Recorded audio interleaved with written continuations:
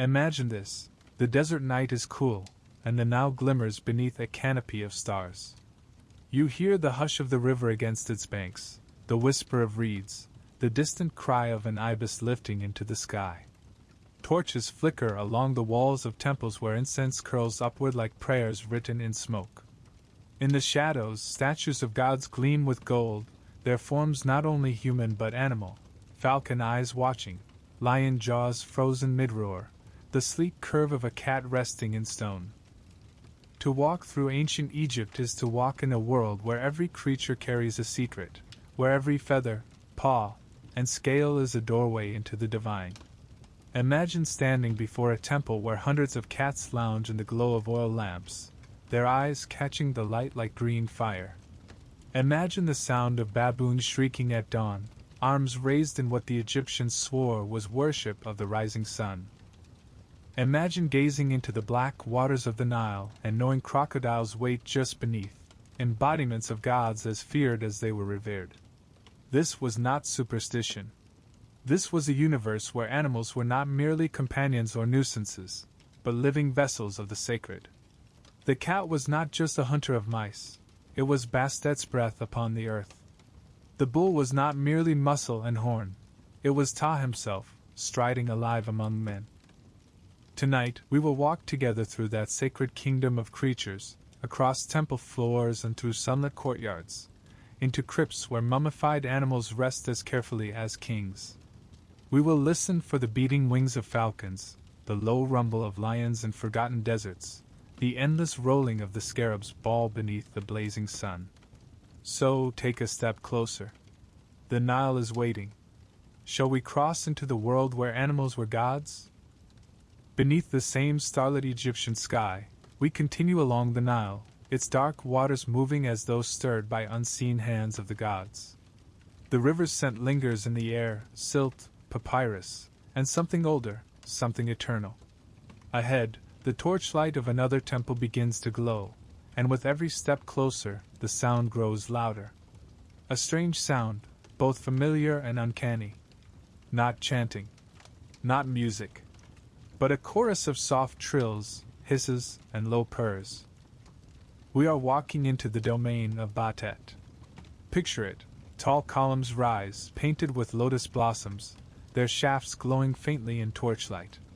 Along the base of the walls, shadows dart and shift, alive with dozens, no, hundreds, of graceful feline forms. Their eyes catch the light, glowing like emeralds and amber jewels set into the night. Each one moves with the elegance of water, tails curling, paws whispering against the stone.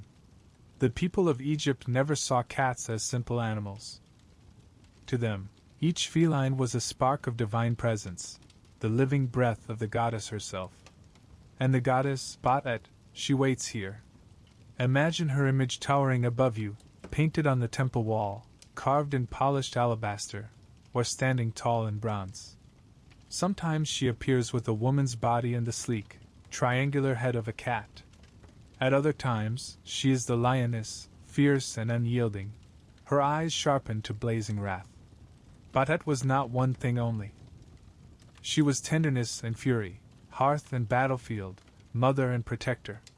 To stroke the fur of a house cat was, in some sense, to stroke the very cloak of the goddess.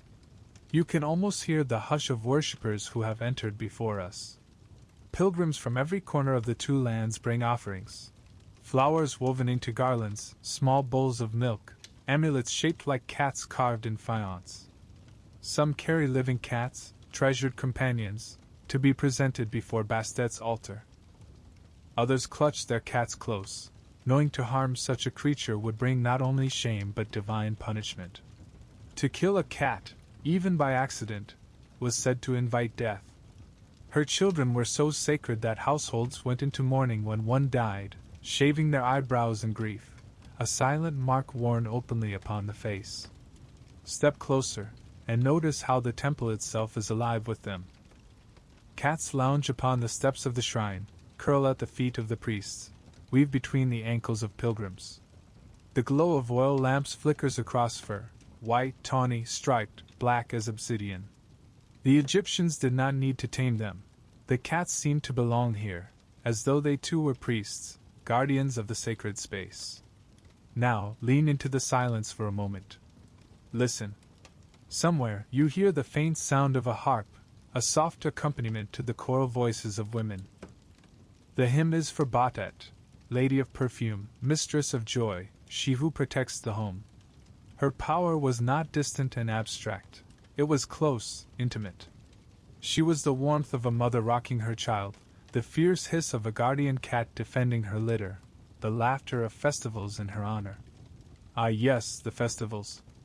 Imagine this, a fleet of boats drifting down the Nile toward Bastet, the sacred city of Bastet. The decks are crowded with worshippers, men and women dressed in linen, their heads crowned with garlands of lotus.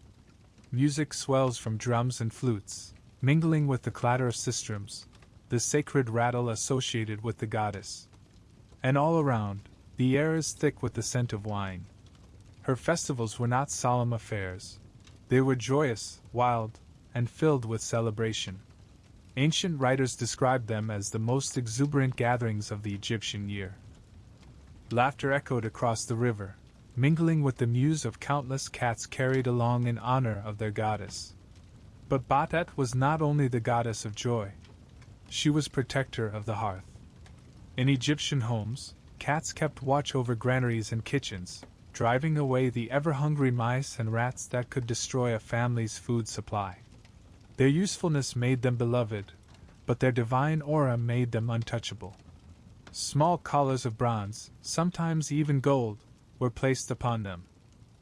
In wealthier households, cats wore earrings or tiny jeweled amulets. Their presence was not only practical but sacred. The flicker of their eyes at night was thought to be the glow of divine fire, chasing away malevolent spirits, as surely as they hunted vermin. Pause, and let's imagine stepping into an ordinary Egyptian household. A low clay lamp burns near the wall, the smell of bread rises from the oven, and near the hearth, a cat stretches lazily, its striped fur rippling in the firelight. A child reaches out to stroke it, laughing as it playfully swats at a reed toy. To the family, this was not just a pet. This was a companion of Bastet, a protector who turned the household into a sacred space. And when such a creature died, the Egyptians treated it with reverence. Many cats were mummified with care, their small bodies wrapped in linen and adorned with painted masks.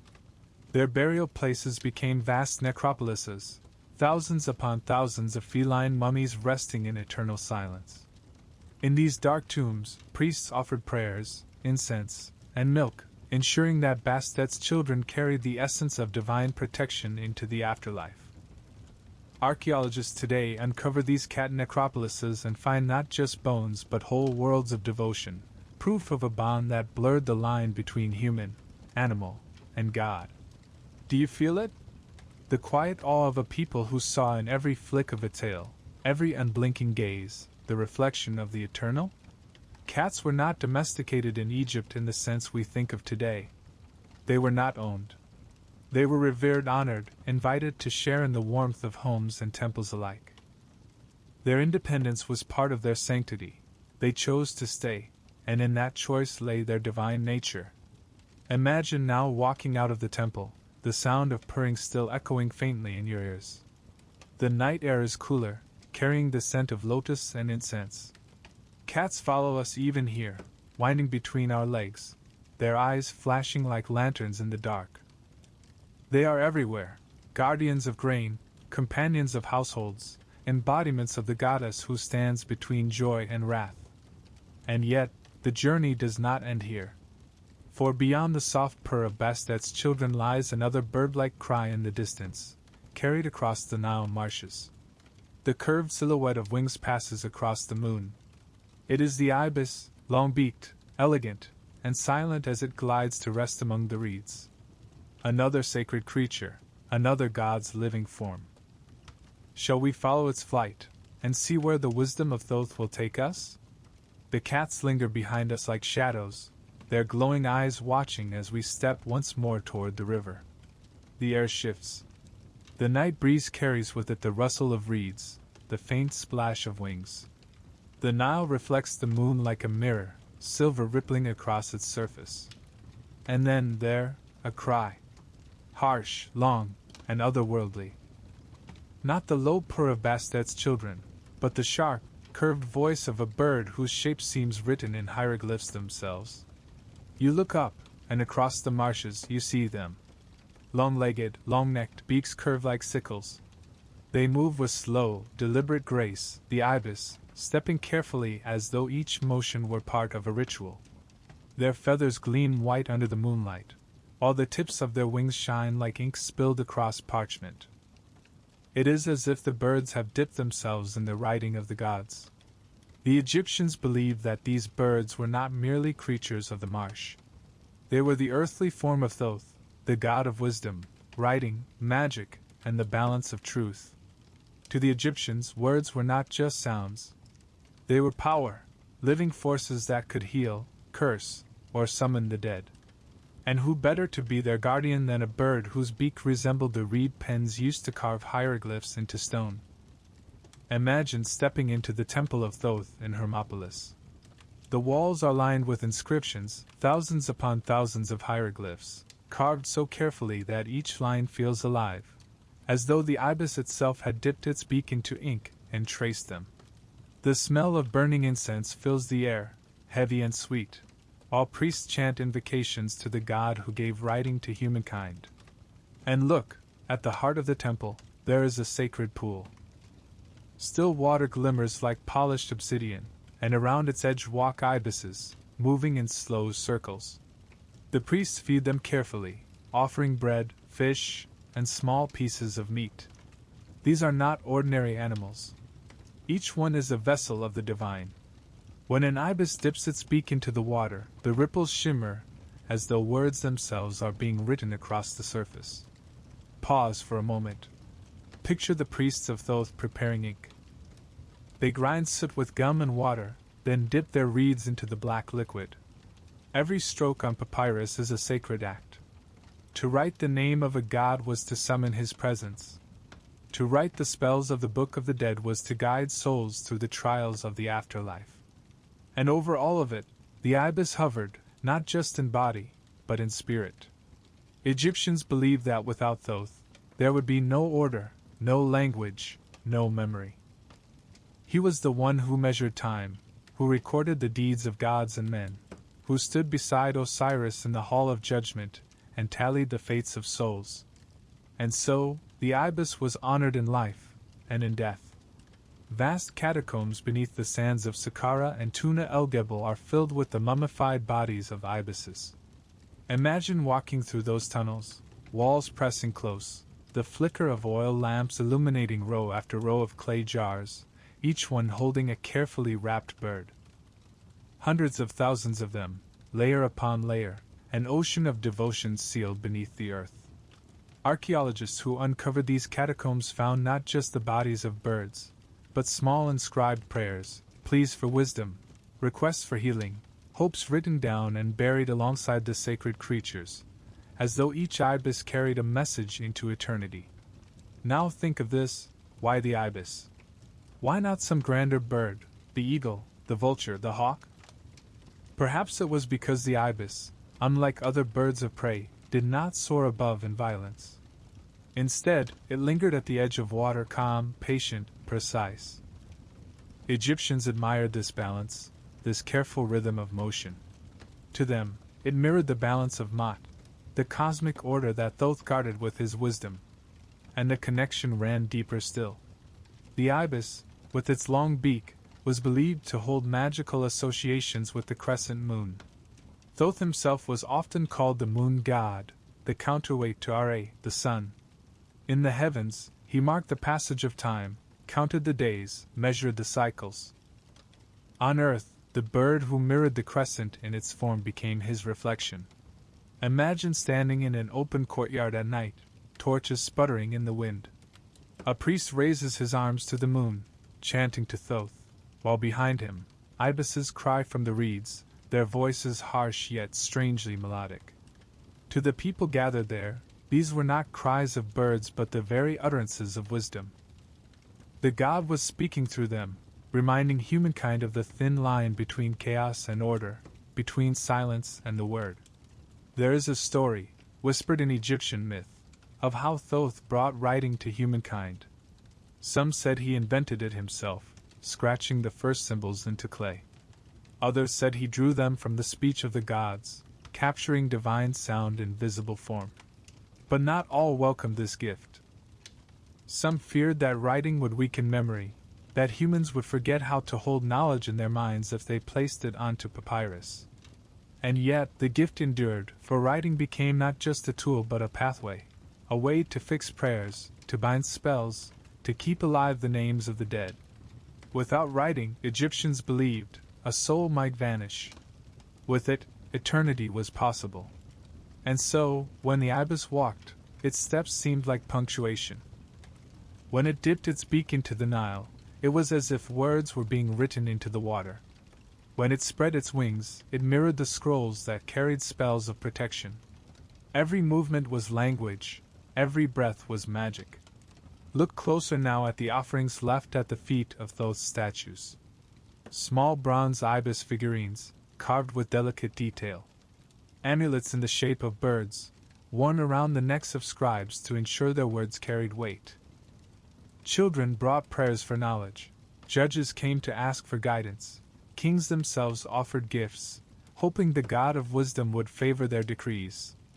And always, in the courtyards, the birds were there. Some tame, kept by priests, others wild, lured by the abundance of food and reverence. The temple grounds were alive with their presence, their shadows flickering across walls painted with hieroglyphs, their long silhouettes crossing the very words that honored them. Can you hear it now? The scrape of reed against papyrus, the cry of ibis in the reeds, the murmur of priests chanting spells.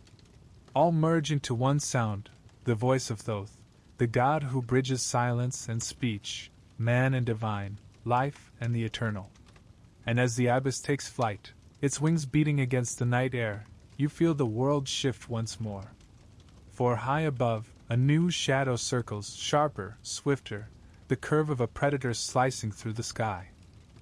Not the patient ibis this time, but a bird of power, its vision sharp enough to pierce the horizon. The falcon, Horus himself, is waiting. And so we follow, leaving the marshes behind, our eyes lifted to the endless desert sky.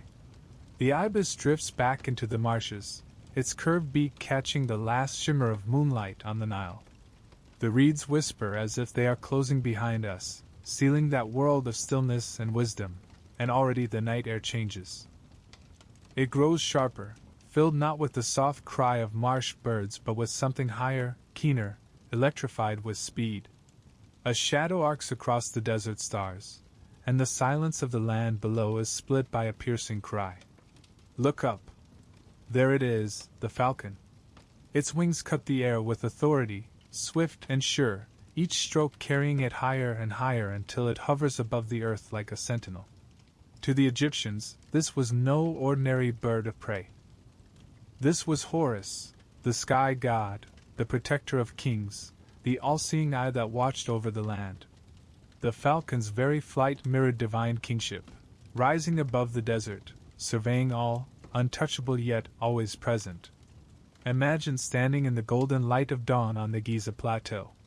The air is cool, still heavy with night. A falcon soars overhead, its eyes fixed downward with unnerving precision. For Egyptians, that unblinking gaze was more than animal instinct. It was the eye of Horus itself, the Ujat, symbol of protection, health, and restoration. To look upon the falcon was to feel the gaze of a god, one who never missed a movement, who saw into the hearts of both enemies and the faithful. Step now into a temple court, where great stone statues of falcons flank the entrance. Their forms are monumental, carved from black granite, wings folded tightly at their sides, talons gripping the stone base as though pinning chaos beneath them. They guard the temple of Horus at Edfu, one of the best preserved sanctuaries in all of Egypt.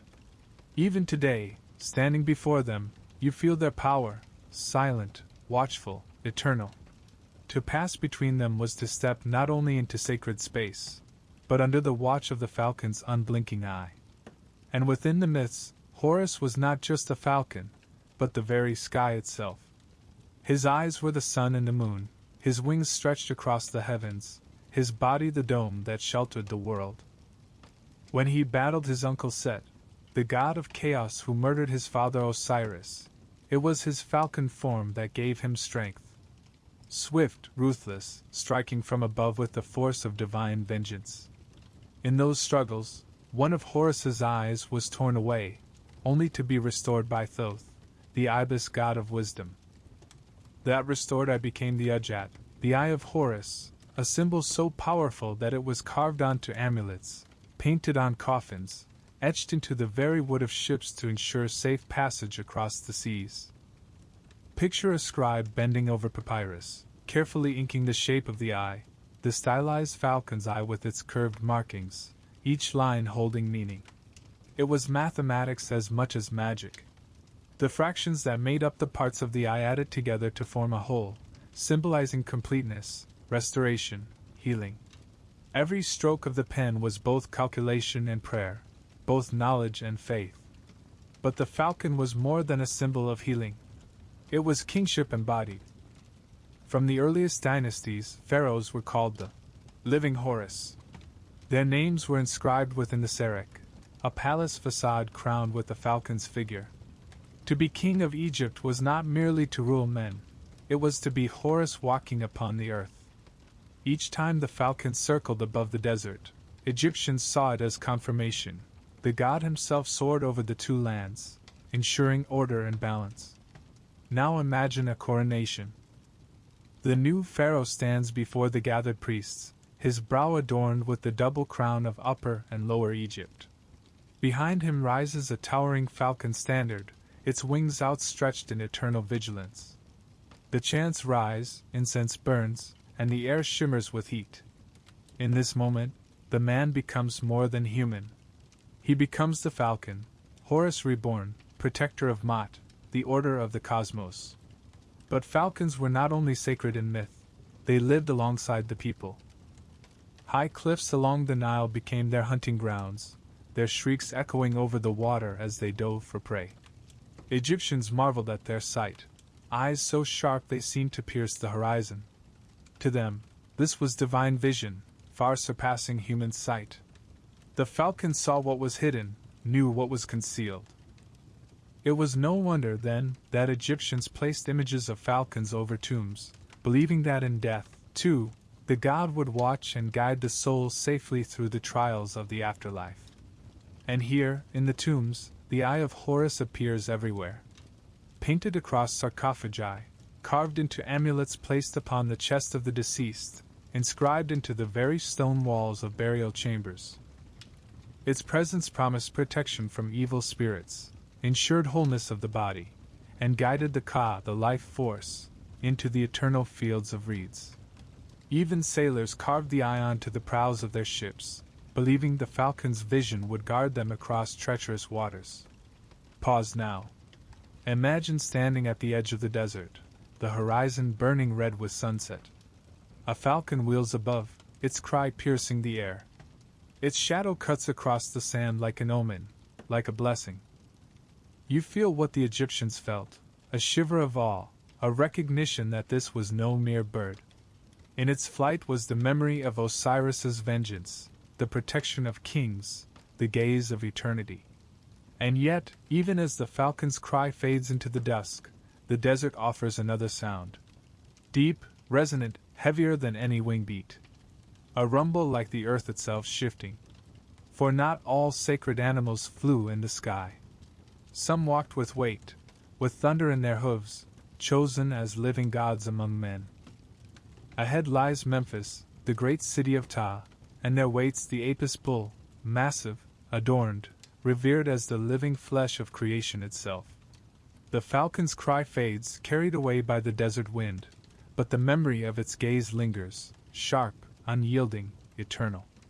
We walk on, leaving the cliffs behind, and soon the ground beneath us changes. The sand gives way to firmer earth, cultivated fields watered by canals, green against the pale horizon. Ahead, the city of Memphis rises, its walls shimmering in the midday light. The air here is thick with dust and incense, the hum of voices, the sound of carts and hoofbeats. But one sound rises above all, the deep, resonant bellow of a bull. Here, in Memphis, a living god walks among men. The Apis bull. Imagine stepping into a courtyard alive with expectation. Crowds press forward, their linen garments brushing against one another, their voices hushed in reverence. Priests in white robes lead the way, their heads shaved, their hands carrying flowers, amulets, bowls of milk and honey. And then he appears, massive, gleaming, unmistakable. The sacred bull, chosen not for size alone, but for the divine markings upon his body. His coat is black, but upon his forehead glimmers a white triangle, a sacred blaze of light. On his back, a crescent. On his tongue, the priests say, an image of a scarab, symbol of rebirth. These were not random patterns. They were signs, proofs that this was no ordinary creature. This was the living statue of Ptah, the great creator god, the shaper of the world with his words. The crowd falls silent as the bull steps forward, his hooves striking the stone like drums. A collar of gold gleams at his neck, and from it hang tiny amulets carved with the symbols of life and power. His horns are gilded, his flanks polished with oil until they shine. Around him, the priests chant, their voices weaving through the air like threads of music. To see the Apis was to see Ptah himself. To touch him was to feel the presence of creation. Picture the festivals held in his honor. The bull, adorned with flowers and cloth of brilliant colors, is paraded through the streets of Memphis. People gather at the windows, climb onto roofs, cheer as the living god passes by. Women shake sistrums, children throw garlands, men lift their hands in prayer. The bull moves slowly, deliberately, his presence heavy with meaning. His steps are not his own, they are Ptah's. Every movement is ritual, every gesture sacred. But the life of the Apis was not only public spectacle. Within the temple, he lived like a king. His stable was no simple pen but a sanctuary, shaded, perfumed, kept clean by devoted priests. He was fed the finest grains, the sweetest hay, and bowls of milk mixed with honey. He was groomed, oiled, and adorned daily. At night, lamps burned softly in his chamber, for even the darkness should not touch the living god unwelcomed. And yet, his death was as important as his life. When the Apis bull passed, mourning spread across Egypt. His body was not discarded as an animal's, but embalmed with the same reverence given to kings. Priests wrapped him in linen, layer upon layer, and placed him in a great sarcophagus carved from granite. Then, with solemn ceremony, he was lowered into the underground halls of the Serapeum at Saqqara. Imagine descending those vast corridors, the air cool and heavy, your torchlight flickering against colossal stone coffins, each large enough to hold the body of a god. The Serapeum is a city of silence beneath the earth, where the bulls of ages past lie side by side, eternal companions of Ptah. But the death of one Apis was never the end. The priests searched tirelessly for his successor, scouring the countryside for a calf bearing the same divine signs. And when they found him, the land rejoiced. For it meant that Ptah had chosen again to walk among men. The cycle never ended, life, death, rebirth, just as Ptah himself embodied the eternal act of creation. Pause now, and let us step back into the mythic world. Ptah, the god whom the Apis embodied, was no distant figure of thunder or sun. He was the craftsman of the universe, the one who shaped the world not with hands but with speech. In the Memphite theology, it was said that Ptah thought the world into being and spoke it into existence. The mountains, the rivers, the gods themselves, all were formed from the words that passed from his lips. And so, the bull, with its deep, resonant bellow, was the perfect vessel. Its voice carried weight, vibration, creation itself. Each sound was an echo of the first word that brought the cosmos into order. Think too of the bull's strength, its fertility, its virility. For Egyptians, these qualities were not just natural, but divine. The Apis embodied the force that renewed the land each year when the Nile flooded, bringing life back to the soil. He was the pulse of agriculture, the breath of fertility, the vigor that ensured abundance.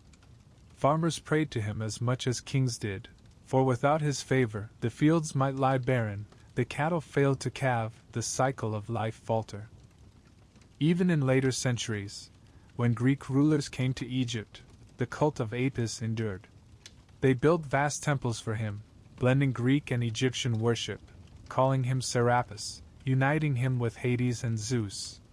But at his heart, the Apis was always Egyptian, a living bridge between earth and divine, between the labor of men and the breath of creation. Now, picture standing once more in the Serapeum. Your torchlight trembles across the smooth granite of a sarcophagus.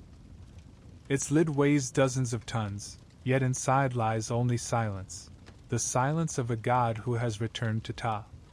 You feel the weight of centuries here, the devotion of countless generations who walked these halls before you, whispering prayers to the bulls that embodied eternity. And as you climb back toward the surface, blinking into the light of the desert sun, you hear again the sound of the living. A low, guttural splash from the river, a hiss, a rush of movement. For in another place, where the Nile widens into the lush waters of the Fayum, a different god rules, with scales, teeth, and a strength that inspires both terror and awe. Sobek waits in the water. The crocodile god stirs. From the cool, shadowed halls of the Serapeum we step back into the burning sun.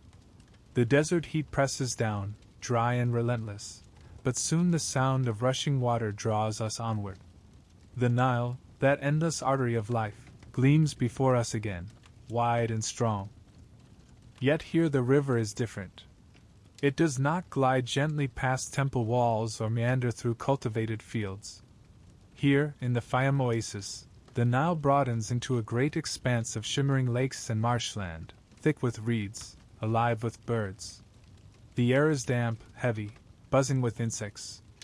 And beneath the surface, something stirs. A ripple. A low, guttural splash. Then silence.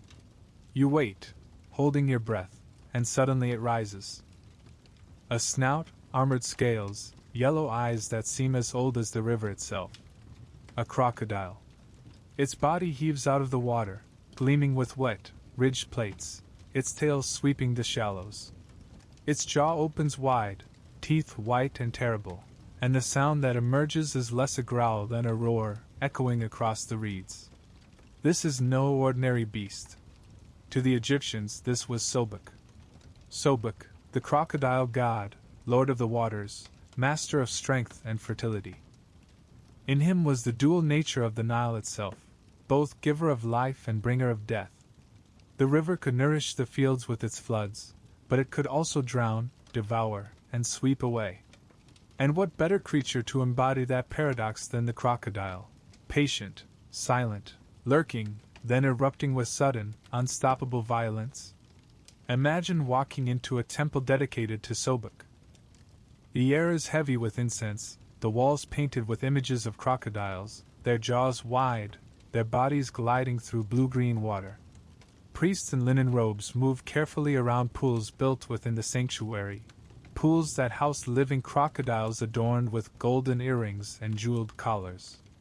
Yes, real crocodiles, kept and fed as the very incarnations of the god. They are given offerings of meat, honey, and wine. Pilgrims kneel at the edge of the pools, whispering prayers for strength, fertility, protection. Mothers ask for healthy children, farmers for fertile fields, soldiers for courage in battle. All the while, the crocodile drifts silently through the water, its eyes watching, its presence both terrifying and comforting.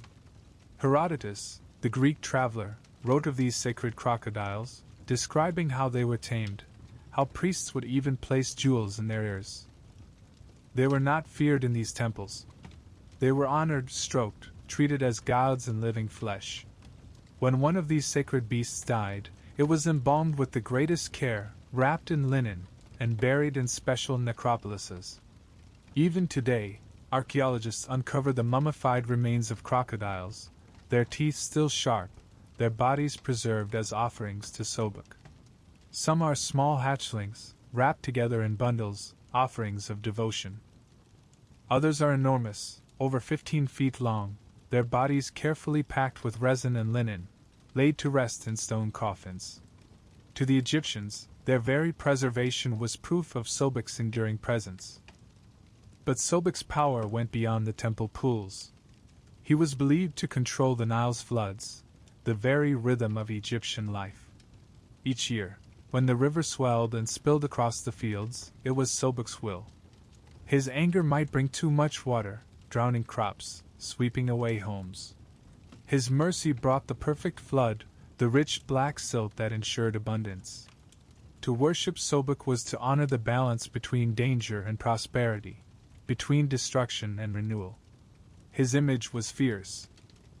Sobek could be depicted as a full crocodile, or as a man with the head of one, crowned with plumes and the sun disk of Are.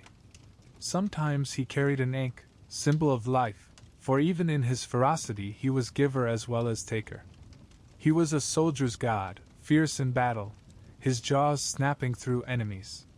He was also a god of fertility, his virility bound to the life-giving force of the river. Women prayed to him for children, men for strength, kings for the renewal of their rule. There is a myth that tells how Sobek helped to piece together the body of Osiris after Set had torn him apart. With his mighty jaws, he fished the fragments from the Nile, ensuring that Osiris could be restored, reborn. In this act, Sobek was not only a predator but a protector, guardian of life against the chaos of destruction. His jaws could destroy, but they could also save. And yet, Egyptians never forgot the danger he represented. In daily life, the crocodile was a real and terrifying presence. Farmers and fishermen along the Nile risked their lives each time they stepped into the water. The sudden rush of a crocodile could mean death in an instant. To live beside the river was to live beside Sobek, always respectful, always cautious, always aware of the god lurking just beneath the surface. In the Fayum region, entire cities were dedicated to him. Crocodilopolis, the city of crocodiles, flourished with his cult. Here, the sacred crocodile of the temple was called Petsuchos, the son of Sobek. Pilgrims came from across Egypt to see him, to leave offerings, to seek blessings. The economy of the region revolved around his worship. Craftsmen carved amulets in his shape, small green faience crocodiles worn around the neck for protection. Farmers painted his image on pottery. Children grew up hearing stories of his might, his watchfulness, his dual nature as protector and devourer. Imagine the festival days in Crocodilopolis. Processions moved through the streets, priests carrying statues of Sobek, while the living crocodile swam in his sacred pool. Musicians played flutes and drums, women shook sistrums, and the crowd sang hymns, songs of strength, of fertility, of life renewed through the power of Sobek. And when the flood came, rising from the south, sweeping across the land, it was not merely water. It was the breath of Sobek, the pulse of his heart, the movement of his massive body through the river. And when the waters receded, leaving behind rich black soil, the people gave thanks. Crops sprang from the earth, wheat and barley swayed in the wind, and families thrived. All because Sobek had chosen, this year, to grant life rather than destruction. Now pause. Listen. The reeds rustle, the water laps softly, but beneath it all is that silence, that waiting silence, as though a god crouches unseeing just below the surface. It is the silence of power, the silence of teeth that may or may not open. This was the silence the Egyptians lived with, honored, feared, and loved. And as we turn from the Fayum, leaving the sacred pools of Sobek behind, we hear another sound carried on the desert wind. A high, thin cry, eerie and persistent, rising from the necropolises at the edge of the desert. Not the voice of a predator lurking in water, but the call of a scavenger roaming the sands. The jackal, black-furred and watchful, its eyes glinting like stars in the dark. Anubis waits among the tombs. The jackals guide us into the land of the dead. The reeds of the Fayum fade behind us, the water growing quiet until only the hiss of wind across the desert remains. Ahead, the land rises in waves of sand and stone, stretching into a horizon that seems endless. The air is drier here, sharper, tinged with dust and the faint smell of something ancient, resin, oils, the faint trace of incense clinging to tomb walls. It is a silence unlike any other, a silence that seems to listen as much as it envelopes. And then, in that silence, comes the sound. A cry, high, sharp, carrying across the desert night. Not the cry of a bird, nor the roar of a beast. It is thinner, keener, a note that seems to pierce bone as much as ear. A jackal. Its shape moves along the ridge, lean, black-furred, long-legged. Its body is built for survival in these harsh lands, ribs visible under its skin, eyes glowing in the moonlight with an unearthly gleam. To Egyptians, the sight of such a creature near the necropolis was not mere coincidence. The jackal belonged here. It was the guardian of tombs, the keeper of bodies, the very form of Anubis himself. Anubis, the jackal-headed god, lord of embalming, protector of the dead. He waits in the silence of tombs, guiding souls through the perilous journey beyond life. His image is everywhere in these necropolises, carved into walls, painted in ochre and black, standing watch over sarcophagi. Always with the sleek black head of a jackal, ears alert, eyes fixed on eternity. His body is human, strong and sure, but his face reminds us that death is never fully human, that it belongs to the creatures who prowl the edge of our world. Imagine stepping into a tomb chamber lit only by the flicker of oil lamps. The air is heavy, close, sweet with the smell of embalming resin. Priests move carefully around a stone table, their hands steady, their voices low as they chant. Before them lies the body of the deceased, waiting to be transformed, preserved for eternity. Every step is ritual, every gesture guided by Anubis. It is Anubis who oversees the cutting open of the body, the removal of organs, the drying with natron salt. It is Anubis who receives the canopic jars, each topped with the head of a protective deity. It is Anubis who watches as the body is anointed with oils, wrapped in linen, and sealed with amulets. To embalm a body was not simply to preserve it. It was to prepare it for the trials beyond death, to cloak it in magic, to ensure that when the soul awoke, it would awaken whole. Anubis was called He who is upon his mountain, the one who stood watch over the necropolis, guarding the desert ridges where jackals prowled. To Egyptians, the presence of jackals around tombs was not ominous. It was sacred. These animals, who scavenged the edges of human burial grounds, became the very symbols of divine guardianship. Their hunger, their persistence, their uncanny ability to find the dead, all of it was transformed into a holy role. They were not desecrators but protectors, chosen by the gods to remind humanity that death was never unguarded. And then, beyond the embalming chamber, we follow the soul deeper still, into the halls of judgment. Here, too, Anubis waits. He is the one who leads the soul by the hand into the presence of Osiris, Lord of the underworld. He places the heart of the deceased upon the great scales of Ma'at, balancing it against the feather of truth. His jackal eyes gleam as he watches the needle tremble. If the heart is heavy with sin, the beast Ammit waits to devour it. If it is light, the soul passes onward eternal. But always, it is Anubis who ensures the test is fair, who keeps the scales steady, who guards the threshold between hope and annihilation. Picture it. The great painted papyri of the Book of the Dead show Anubis standing beside the scales, sleek and black, his hands steady, his gaze fixed. The gods of the tribunal sit in rows, watching, but Anubis is the one who moves. He tends the balance, he guides the soul, he whispers to Osiris. Without him, the journey of the dead would be chaos. With him, it is order, it is possibility, it is hope. But Anubis was not only a god of the tomb. He was also a god of comfort.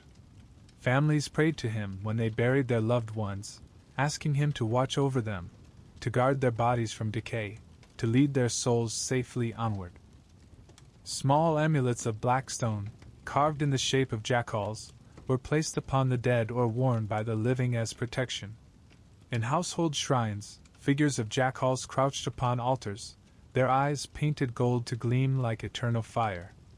Now imagine the desert at night, standing near the edge of the Valley of the Kings.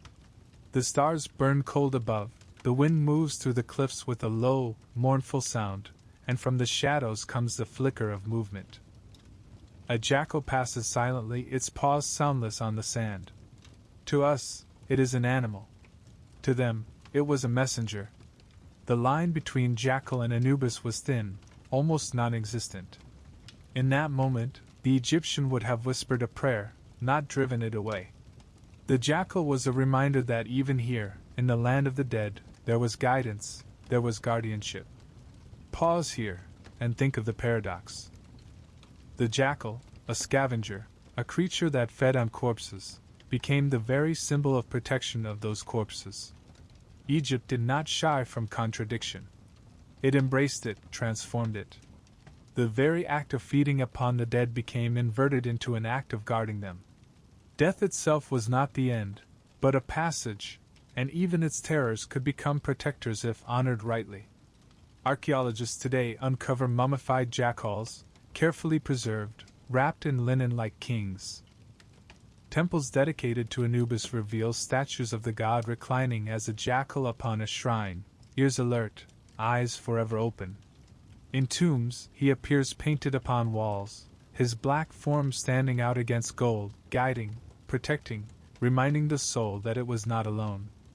And so, as we leave the necropolis, the cries of jackals echoing behind us, we feel both fear and reassurance. Fear, because the desert night is vast, and the line between life and death thin. Reassurance, because even here, the Egyptians believed, a guide awaited, silent, patient, faithful. Yet as we step onward, beyond the tombs and their guardians, the desert shifts again.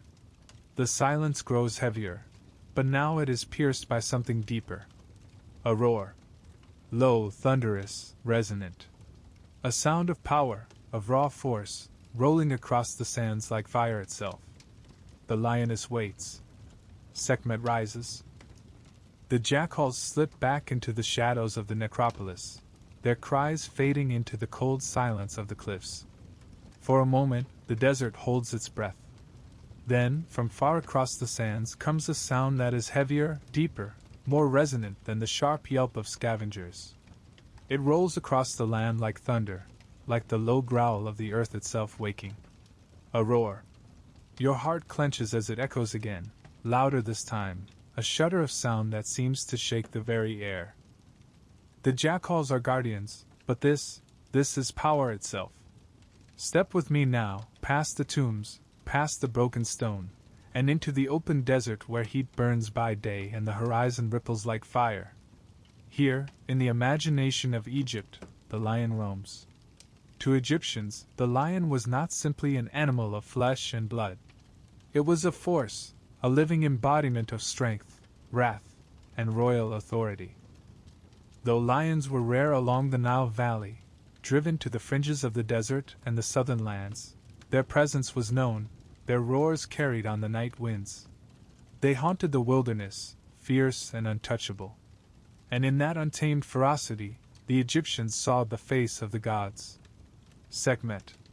Imagine her image carved in stone, the body of a woman, tall, regal, draped in linen, and the head of a lioness.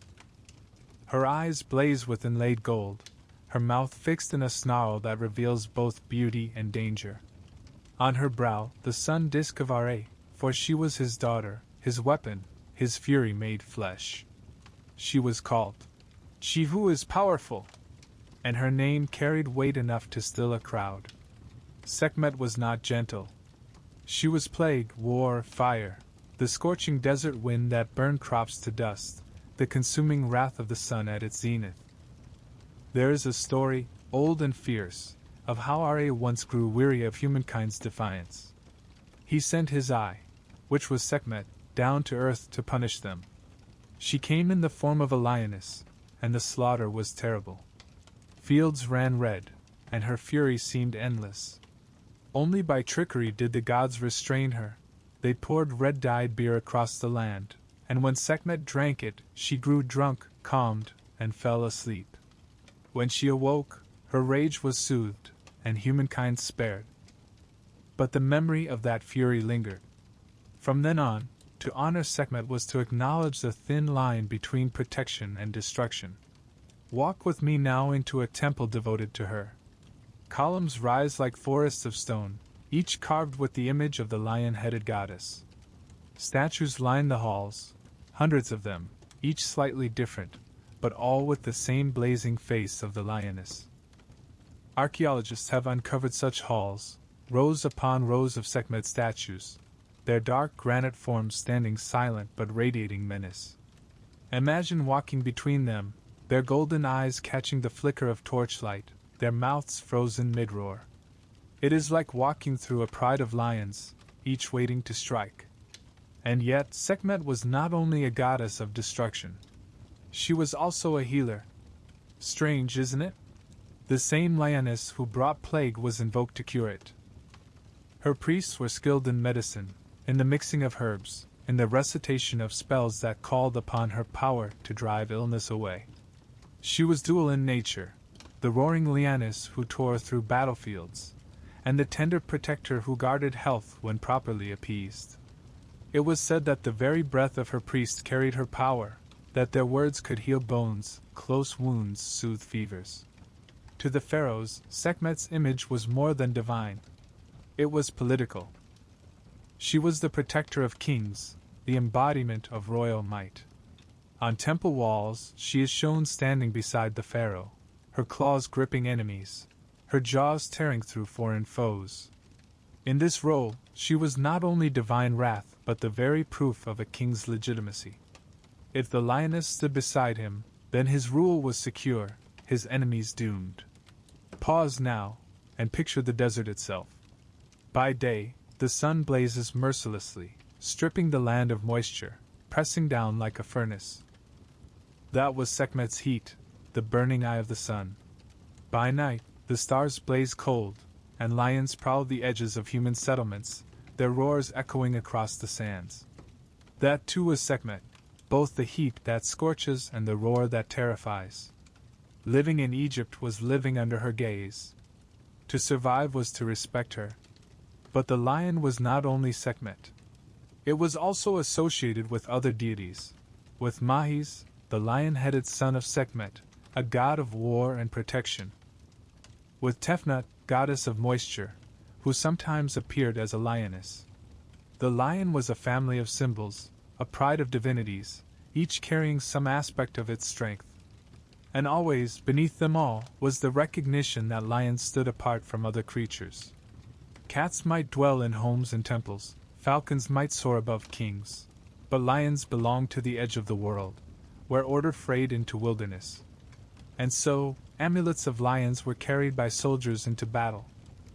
Statues of Sekhmet were placed at temple gates to ward off evil. Spells invoked her name both to summon plague and to banish it. And in festivals, beer was brewed red as blood, poured in rivers before her statues, reminding her of the day her fury was calmed. Worshippers danced, sang, and drank, celebrating not only her wrath but her mercy. Now, imagine yourself standing at the edge of a temple courtyard at dusk. The air is heavy with the smell of beer and incense. Drums beat, flutes wail, voices rise and chant. The priests pour red liquid onto the ground, and the earth drinks it greedily. You lift your eyes to the statue of Sekhmet, her lion face glowing in the last light of the sun. Around you, worshippers sway, drunk on both beer and devotion. And in the distance, faint but clear, comes the sound of a real lion's roar carried on the wind. The line between ritual and reality blurs. The goddess is here, her presence alive in the air, in the earth, in the very blood of those who honor her. Sekhmet's power was not gentle, not soft. It was raw, dangerous, like the desert itself. But in that danger was protection. To have Sekhmet on your side was to wield fire, to stand with the lioness. To ignore her was to risk being consumed. And as the roar fades into the night, we move onward again. The desert cools, the stars sharpen, and a new sound rises. Not a roar this time, but a chorus, loud, chaotic, almost joyous. It is the chatter of creatures greeting the dawn, their arms raised to the rising sun. The baboons are waiting. Worshippers of Are, dancers of the morning light. The lion's roar lingers in the desert air, low and fading, like thunder retreating into the horizon. But before silence can return, another sound swells, not singular and commanding, but a chorus. It begins as scattered cries carried on the wind, then builds into a raucous symphony, shrieks, barks, and high-pitched chatter that pierces the dawn. It is not frightening, not like the roar of Sekhmet, but exuberant, insistent, alive. The desert edge gives way to cliffs and rocky outcrops, and upon them, silhouetted against the rising sun, shapes leap and sway. Baboons. Imagine it. The first rays of the sun spill over the horizon, and entire troops of baboons rise to meet it. They stand tall on their hind legs, arms raised, their bodies swaying as if caught between dance and prayer. Their cries echo through the valleys, rising and falling in rhythm with the emerging light. To Egyptian eyes, this was no random animal noise. This was worship. The baboons were priests of Are, heralds of the dawn, their bodies channeling reverence with every outstretched arm. Step closer, and you see them in temple reliefs, carved with precision, painted in earthy reds and grays, baboons standing upright, arms lifted in the posture of worship.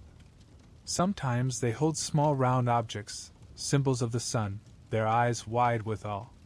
These were not caricatures. They were sacred depictions of a truth the Egyptians believed, that animals knew the gods, perhaps more directly than humans did.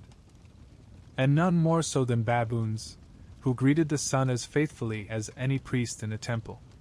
Now imagine walking into a sanctuary devoted to Thoth, the god of wisdom and writing, who was sometimes shown not as the ibis but as a baboon. Here, statues of baboons sit carved in limestone, their forms squat yet imposing, their hands resting on their knees, their faces turned upward. Their eyes are inlaid with crystal or gold, so that when the morning sun enters the temple, they catch the light and gleam as though alive. The baboon form of Thoth represented not only knowledge, but also the cycles of time, the lunar rhythms, the cosmic balance. The Egyptians observed baboons closely. By day, they saw them chatter and play, grooming one another, squabbling loudly. But at dawn, they transformed. Their cries became hymns, their gestures became prayers. How could this be anything but divine? In those wild bodies, Egyptians saw ritual made flesh. Baboons were not just creatures of the cliffs. They were models of devotion, reminders that even the animal world recognized the power of the sun. Archaeologists have uncovered entire catacombs of baboon mummies. Imagine descending into those tunnels, the air thick with dust, the smell of old resin clinging to linen. Rows upon rows of small bundles line the shelves, each one a baboon carefully wrapped, its form preserved with the same reverence given to cats, ibises, and even humans. Some are adorned with amulets, small charms of protection. Others are encased in wooden coffins carved with the likeness of the animal inside. These were offerings, given to Thoth and to Are, symbols of piety and devotion. Each baboon mummy was a prayer made permanent. But the connection between baboons and the sun ran deeper still. The sun was life itself in Egypt. Without its daily return, crops would not grow, the Nile would not flood, the world would wither. Worship of Are, the sun god, was at the very core of Egyptian religion. And every morning, before the first human priest lit incense, before the first hymn was sung in a temple, the baboons had already begun. Their shrieks across the cliffs were the first prayers of the day, a chorus that carried to heaven. Picture the great temple of Karnak at sunrise. The colossal pylons cast long shadows across the courtyard, Priests gather with incense and offerings, and beyond the temple walls, the chatter of baboons rises. To the worshippers inside, this was not distraction. It was confirmation.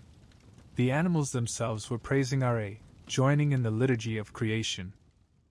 The entire world, human, animal, divine, was bound together in that moment of sunrise.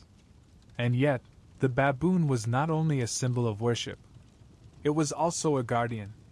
In tombs, images of baboons appear alongside protective deities, warding off evil spirits. In the Book of the Dead, baboons guard the gates of the underworld, their eyes gleaming with the light of the sun, their voices fierce as they ward away chaos. To wear an amulet of a baboon was to carry protection, to bind oneself to the cycles of renewal, to ensure safe passage through the afterlife. Pause here, and imagine yourself standing at the edge of the desert as dawn breaks. The air is cold, the sand still chilled from night, but the light spreads quickly, gilding the cliffs. The baboons rise in unison, their cries piercing, their arms lifted. You feel it in your chest, not just sound, but rhythm, ritual, something older than words. You understand, as the Egyptians did, that this was worship in its purest form, raw, instinctive, unrefined, yet utterly sincere. And in that sincerity lay wisdom. For if even the baboons prayed, how much more should humanity? If even wild creatures recognized the sun's divine power, then to neglect it would be folly. The baboons became teachers as much as worshippers, reminders that devotion was not the invention of man but the instinct of life itself. The Egyptians honored them in other ways, too. In art, baboons appear with discs above their heads, radiant with the glow of the sun. They perch upon scales and scenes of judgment, helping weigh the hearts of the dead. They stand beside Thoth, scribes of the gods, lending their voices to his wisdom. Their presence bridged two worlds, the wild cliffs of the desert, and the ordered rituals of the temple. And so, as the baboons' cries fade with the rising sun, we move onward again. The day has begun, and with it comes the endless cycle of life, death, and rebirth. The Egyptians saw this cycle not only in the sun's path but in the smallest of creatures. Look down now, to the sand at your feet. Something small, dark, and shining rolls across the ground, pushing with relentless strength. A beetle, its body gleaming like obsidian, drives a ball of dung across the desert floor, never ceasing, never faltering. To most, it might seem trivial, insignificant. But to Egypt, it was a god. The scarab awaits. Khepri, the beetle who rolls the sun itself across the sky. The shrieks of the baboons at dawn linger in the mind, wild hymns to the sun that swell and fade with the rising light. The desert is awake now. Its sands gleam like powdered gold beneath Ra's gaze, every grain illuminated, every stone casting a sharp, long shadow. As we walk, the vastness stretches out before us, endless, unyielding. And then, at your feet, a tiny movement breaks the monotony of sand and stone. A beetle. It pushes a ball of dung across the desert floor, its small legs working furiously, its head bowed, its shell gleaming like polished obsidian. The ball is larger than the beetle itself, yet it moves it with patient determination, rolling it across uneven ground, never stopping, never faltering. To modern eyes, it is an insect at work. To the Egyptians, it was a miracle. For here, in the endless cycle of pushing and rolling, they saw the sun itself. Just as the beetle rolled its ball across the earth, so too did the god Khepri, the scarab-headed deity, roll the sun across the heavens each day, bringing light, warmth, and life. Each morning, the sun rose anew, reborn from the darkness of night, and each morning, Khepri was there, pushing it forward. The scarab became a symbol of rebirth, transformation, and eternal life. Its image is carved into amulets, painted on tomb walls, pressed into seals. The very shape of the beetle, with its rounded body and curved legs, became sacred. To wear a scarab amulet was to carry with you the promise of renewal, in life, in death, and in the world beyond. Step now into a workshop in Thebes. the air thick with dust and the scent of stone shavings. Craftsmen sit cross-legged, their tools sharp, their hands steady. Before them are small pieces of steatite or faience, which they shape into beetles. The details are precise: the ridges of the shell, the curve of the legs, the smooth oval of the back. On the flat underside, they carve inscriptions, names, prayers, magical spells. These scarabs are not ornaments. They are power given form. Once glazed and fired, they gleam green or blue, the colors of life and regeneration. They are strung into necklaces, sewn into shrouds, buried with the dead. Imagine the burial of a nobleman. Priests chant as they place amulets upon the linen wrappings of the mummy. Over the heart, they set the most important of all, the heart scarab. Larger than the rest, inscribed with words from the Book of the Dead, it is meant to ensure that the heart does not betray the deceased in the judgment hall of Osiris. When the soul stands before the scales, when Anubis weighs the heart against the feather of Maat, the scarab's magic will silence any confession of sin, ensuring that the balance tips towards salvation. To carry a scarab was to carry hope. Pause here, and consider the symbol's reach. Scarabs were not limited to Egypt. Their image spread across the ancient world, carried by trade, found in Canaan, Nubia, even Greece. For all who encountered them, they carried an aura of mystery, of something eternal. The beetle itself may have seemed insignificant, but the Egyptians taught that greatness lay hidden in small things. In its endless labor, the scarab mirrored the cosmos. And there is something more. The Egyptians noticed that scarabs emerged seemingly from nothing. They rolled their balls of dung into burrows, and from those buried spheres, new beetles would later crawl out. To them, it was creation from nothing, life emerging from decay, eternity arising from the earth. No wonder Khepri, the god of becoming, bore the head of a scarab.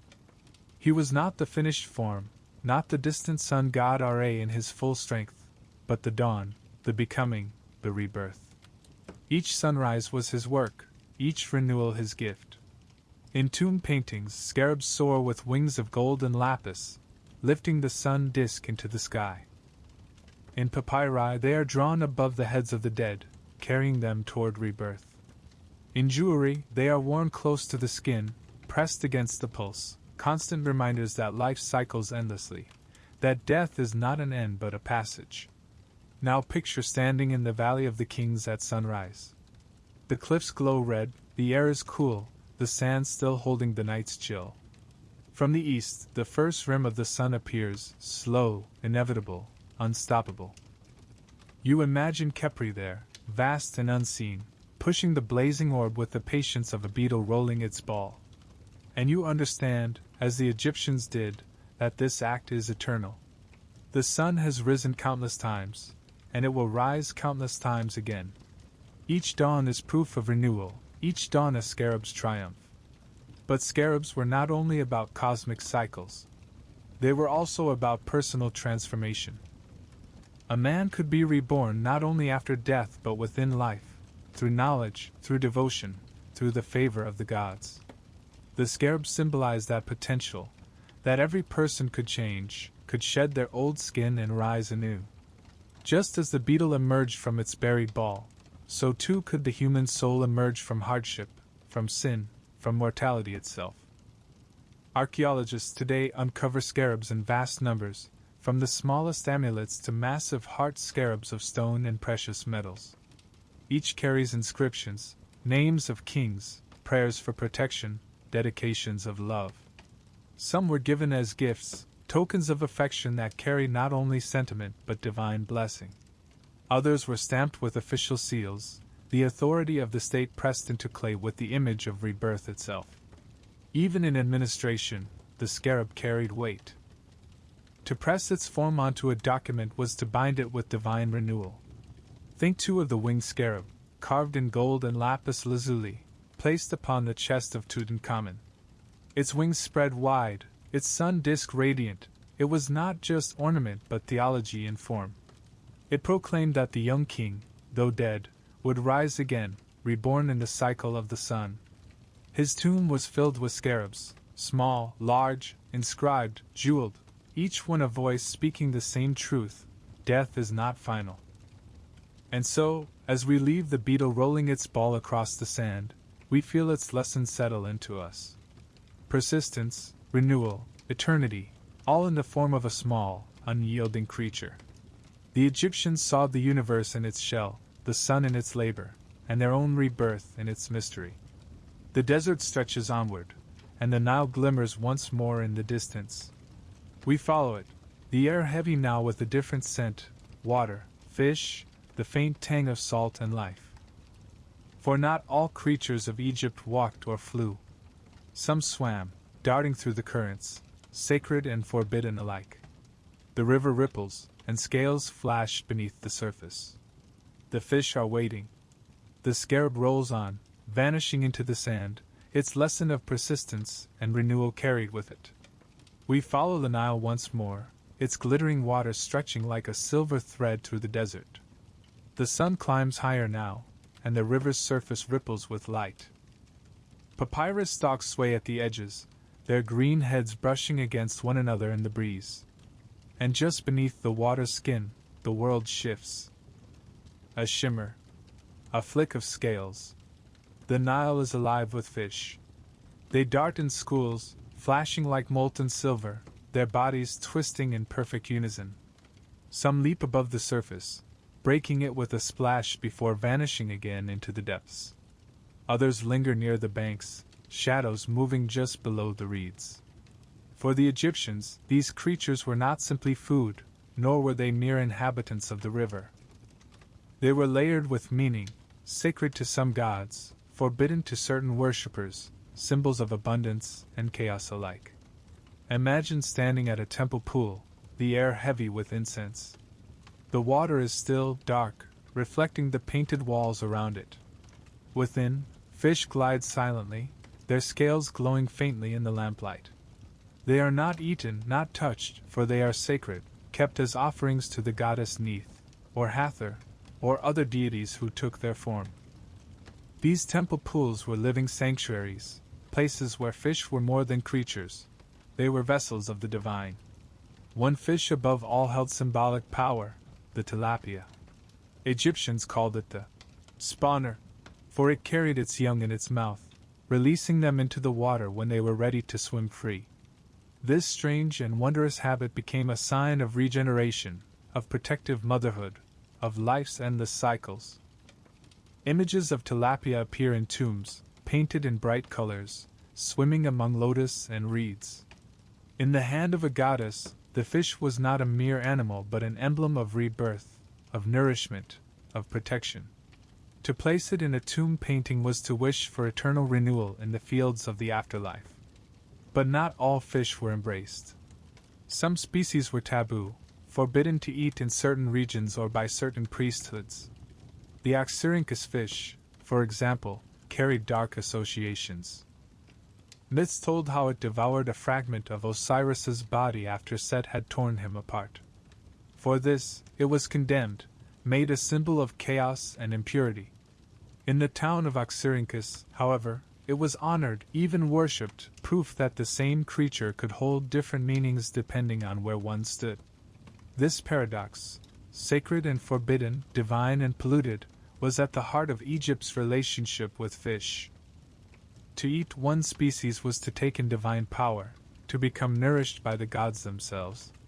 To eat another was to risk impurity, to consume chaos, to defile oneself. The Nile was a banquet and a danger, a source of sustenance and of transgression. Step now into the bustle of a village along the river. Fishermen work their nets, casting them wide into the water, pulling them back heavy with writhing, shining bodies. The air smells of mud and salt, the sound of flapping tails fills the morning. Some fish are taken to market, grilled or dried in the sun, sold to feed families. Others are offered to temples, set upon altars in bowls, decorated with flowers. And some, once caught, are thrown back, for their kind is forbidden, untouchable, dangerous to consume. Every fisherman knows which is which. Every family follows the rules, for the gods are watching. pause here, and think of the daily meal. Bread and beer formed the heart of the Egyptian diet, but fish supplemented it, rich with protein, flavored with spices. For peasants, fish was often necessity. For priests, it was often forbidden. The diet itself was shaped by theology, by sacred rules that marked some bodies as clean and others as defiled. To live in Egypt was to navigate not only hunger but holiness, even in what one ate. In mythology, fish also guarded the sun god. Some texts describe fish swimming ahead of Ra's solar bark as it sailed through the underworld at night, warding off the monstrous serpent Apophis who sought to devour the sun. These guardian fish were not ordinary creatures. They were protectors of cosmic order, allies of the gods. In their scales shimmered the promise that chaos would be held back, that dawn would come again. Archaeologists uncover fish bones in tombs, carefully arranged as offerings. Clay models of fish, painted with careful strokes, lie beside the dead. Jewelry in the shape of tilapia dangles from the necks of mummies, protective charms to ensure rebirth. Even in eternity, the fish swam, through art, through amulets, through the imaginations of those who dreamed of life beyond death. And yet, the contradictions never disappeared. To one god, a fish was sacred. To another, it was offensive. In one town, it was adored, in another cursed. The Egyptians did not resolve these contradictions. They embraced them, allowed them to coexist, for the world itself was layered and complex. The Nile, giver of life, was also home to crocodiles. The fish that nourished could also defile. To live within these tensions was to live as an Egyptian, always balancing, always seeking harmony in the midst of paradox. Imagine, then, walking along the Nile at dusk. The air cools, the water gleams red with the reflection of the setting sun. Fishermen pull in their nets one last time, the days catch glistening. Children chase small fish in the shallows, their laughter mixing with the splash of tails. Priests close the gates of temple pools, their sacred fish safe within. The river hums with life, with contradiction, with meaning.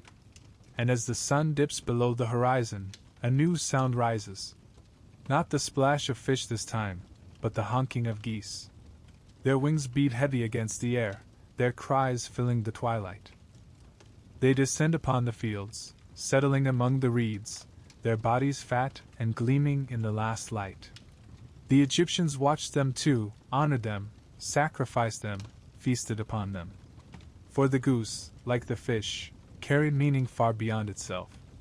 It was abundance, fertility, and sometimes even the very first sound of creation. The geese are gathering. Shall we follow?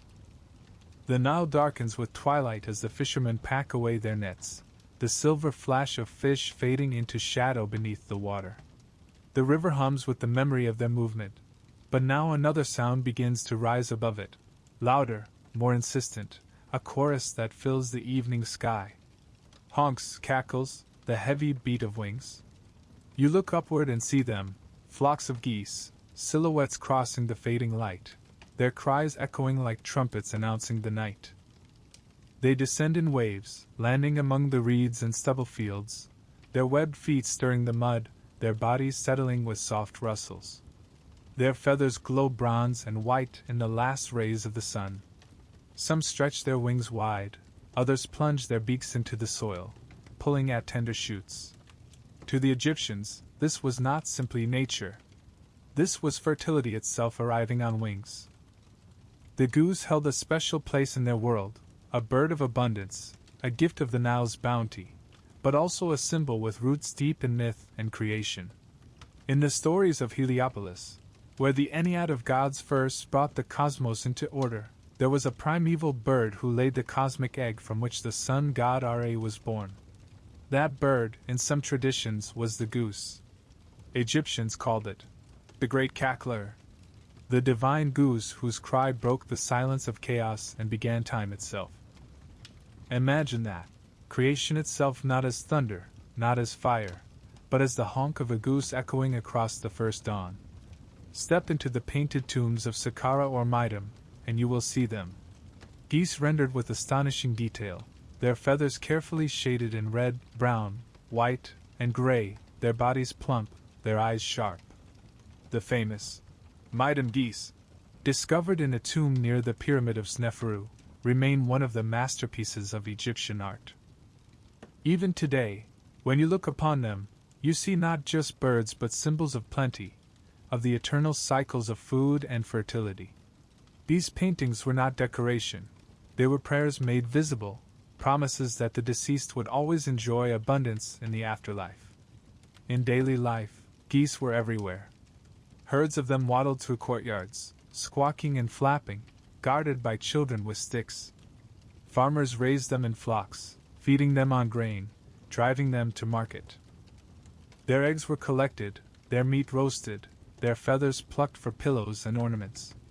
They were practical, ordinary, essential, and yet also sacred. To sacrifice a goose was to offer not just food but fertility itself to the gods. In temples, their images appear upon altars, their bodies engraved in offerings lists, their cries imagined as hymns to the divine. Pause now, and picture a household feast. The smell of roasting goose fills the air, mingling with bread, beer, and vegetables. The bird, fattened on the rich harvest of the Nile, is laid upon the table, its skin crisp, its meat tender. To eat goose was to partake of abundance, to share in the blessings of the gods. For the poor, such a meal was rare, perhaps only at festivals. For the wealthy, it was a mark of status, a symbol of prosperity.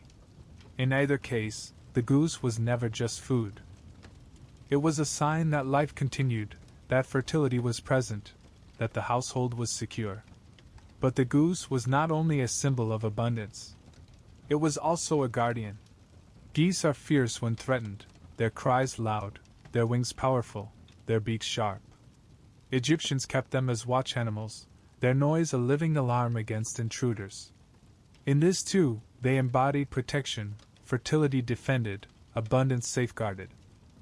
In myth, the goose was sometimes linked to Geb, the earth god, father of Osiris and Isis.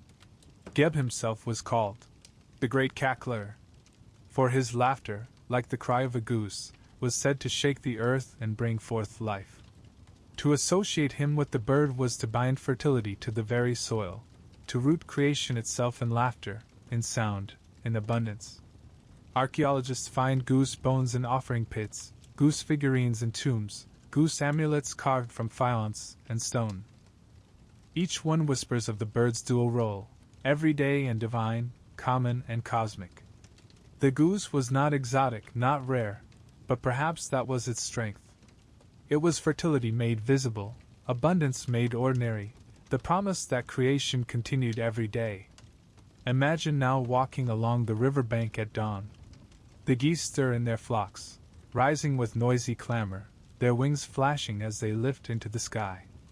Their flight is not graceful like the ibis, not sharp like the falcon. It is heavy, powerful, insistent. But in it you feel the weight of fertility itself, not fragile, not fleeting, but robust, grounded, unstoppable. And so the goose became a fitting symbol for offerings, for prosperity, for the cycles of life and rebirth. In tombs, painted geese march in orderly lines, eternal flocks to feed the deceased. In temples, their cries were heard as echoes of the first creation. In homes, their presence meant eggs, feathers, meat, and protection. They bridged heaven and earth, myth and kitchen, eternity and daily bread. Pause here, and listen to their cries in your mind, loud, cackling, unignorable. That was creation's first sound, the Egyptians believed. The laughter of the cosmos, the cry that broke silence, the voice of fertility. To honor the goose was to honor life itself. But as the geese rise into the sky and vanish toward the fields, another shape coils near. Not loud, not noisy, but silent, deliberate, dangerous. A body that slithers through reeds, eyes gleaming, tongue flicking in and out. Where the goose cackles, the serpent hisses. Where the goose brings abundance, the snake brings both protection and threat. And so, we turn from the geese and their laughter to the serpents, guardians of kings and harbingers of chaos alike. The cackling of geese fades into the distance, their cries scattering across the fields like laughter carried on the wind. The twilight deepens, and with it the desert grows still once more. The reeds at the river's edge sway gently, their stalks whispering against one another, and in that hush you hear something new. Not the honk of birds or the splash of fish, but a hiss, soft, deliberate, filled with tension. You look down. The sand shifts, and there it is. A serpent, its body coiled like a rope of polished bronze, its scales glinting in the dying light. The tongue flickers, tasting the air, the eyes gleam like black jewels. It does not roar, it does not cackle. Its power lies in silence, in patience, in the sudden strike that can end life in an instant. And yet, in Egypt, the serpent was never just a threat. It was both danger and defense, chaos and protection, death and divinity. The cobra was Egypt's most sacred snake, the uraeus, whose hood flared like a crown, whose image adorned the brow of pharaohs. Picture a golden diadem, the serpent rising from its front, poised to strike. That was Wadjet, goddess of Lower Egypt, protector of kings. In battle, she spat fire at enemies, blinding and burning them. Her presence on the crown was not decoration, it was divine power. The king did not fight alone. The serpent goddess struck with him, swift and deadly. Imagine standing before a colossal statue of a pharaoh. His eyes are calm, his posture eternal, and from his forehead rises the cobra, small yet potent, ready to strike at any who dared oppose him. To see that image was to be reminded.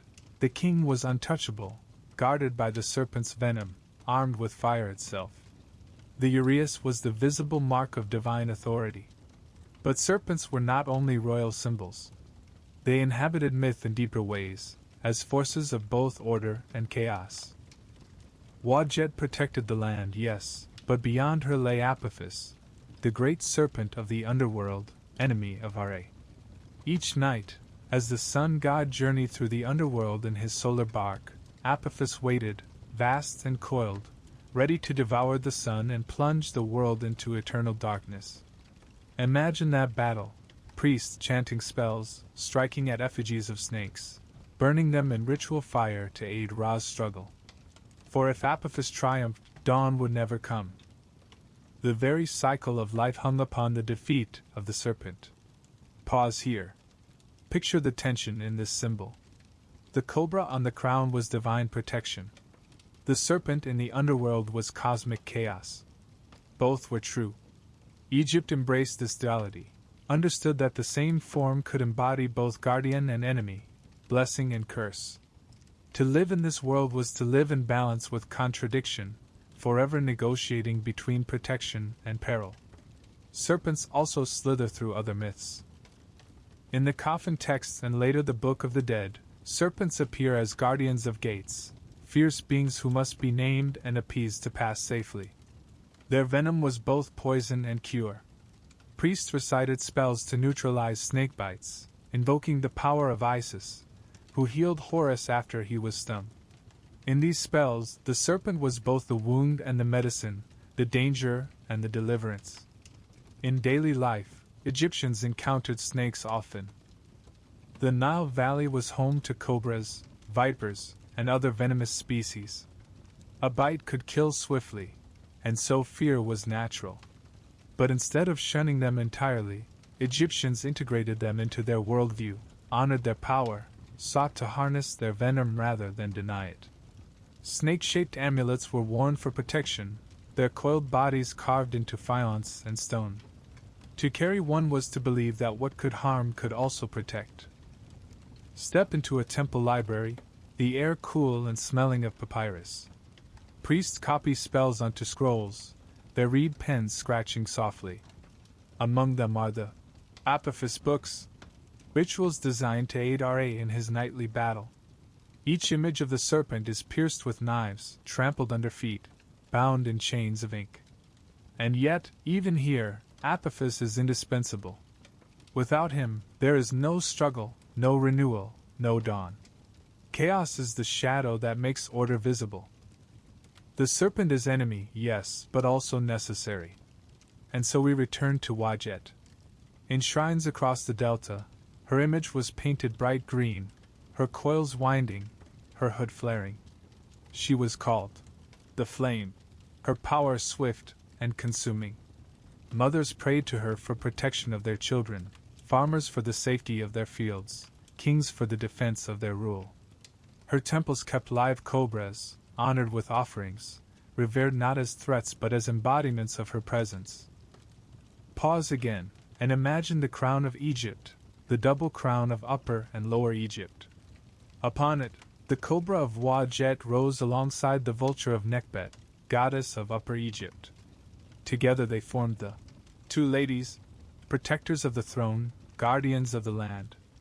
The serpent here was not chaos. It was unity, balance, power harnessed for the good of the realm.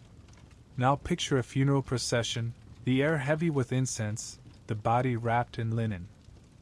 On the chest of the mummy lies an amulet shaped like a coiled snake, its body twisted into eternity. Priests chant, invoking the serpent's power to guard the deceased against enemies in the afterlife. In the tomb walls, paintings show serpents guarding gates, spitting fire at intruders, while others coil protectively around the sun god's bark. To pass into eternity, one must know the names of these serpents, speak them aloud, honor their power. The desert night deepens. The stars burn above, cold and sharp. And in the sand at your feet, another serpent glides silently, leaving behind a winding trail. You realize that to the Egyptians, such a sight was never simple. It was always layered, always charged with meaning. The serpent was protector, enemy, healer, destroyer, all at once. And as the hiss fades into silence, another sound rises. Hooves, steady and relentless, striking against the hard earth. A shape emerges in the moonlight. Long ears, rough coat, a creature humble yet essential. The donkey, beast of burden, companion of farmers, yet also a symbol of Set, the god of chaos. The serpent slips away, and the donkey approaches. The hiss of the serpent fades into the desert night, leaving behind only the whisper of wind over sand. For a moment, silence stretches, vast and eternal. Then, slowly, another sound begins to take its place, a steady rhythm, uneven yet familiar. Hooves striking against hard earth. A shape emerges in the dim moonlight, rough-coated, long-eared, its eyes reflecting faintly in the dark. A donkey? The creature stops, ears swiveling, body tired but resolute. Its sides rise and fall with the slow breath of endurance. A bundle is tied across its back, grain, wood, or perhaps a child sitting quietly, and though its legs tremble slightly, it does not falter. This is the donkey's essence, stubborn endurance, the ability to carry weight mile after mile across fields and deserts. To Egyptians, the donkey was a paradox. It was indispensable, a beast of burden without which daily life could not function. And yet, it was also feared, associated with the unpredictable and violent god Set, the embodiment of chaos, storms, and disorder. Imagine walking into an Egyptian village at dawn. The air smells of damp earth and baking bread. Farmers emerge from their homes, calling to their donkeys tied in small pens. The animals bray loudly, harsh, grating cries that echo through the village, far from graceful but impossible to ignore. Harnesses are fastened, loads secured, and soon the narrow paths are filled with donkeys carrying jars of water from the Nile, baskets of vegetables to market, bundles of reeds for building. Without them, the economy of Egypt would have slowed to a crawl. They were companions of the poor and the wealthy alike, bridges between home and field, desert and settlement. Yet the donkey's cry was also unsettling. Its bray, jarring and relentless, seemed to carry something more than animal sound. Egyptians associated it with Set, whose voice was said to roar like a storm, whose presence was harsh and disruptive. In myths, Set was the brother of Osiris, the god who betrayed and murdered him, the force of chaos that battled Horus for dominion. His animal form was strange and uncertain, sometimes depicted as a composite beast with squared ears and long snout, sometimes as a donkey or an ass. The donkey, with its braying and stubborn nature, became linked to his destructive essence. Pause here, and consider the duality. By day, the donkey was the farmer's partner, carrying grain, pulling carts, enduring the sun without complaint. By night, in myth, it was the shadow of Set, the reminder that chaos could not be banished, only endured. Egyptians lived with this contradiction, just as they lived with the serpent's dual nature of protection and threat. The world was layered, never simple, and the donkey embodied this truth in every bray and every step. In some rituals, donkeys were sacrificed to Set, their red hides symbolizing his violent power. Their blood was spilled to appease the gods, to neutralize the chaos he represented. Texts speak of donkeys being slain in processions, their images struck down in symbolic battles.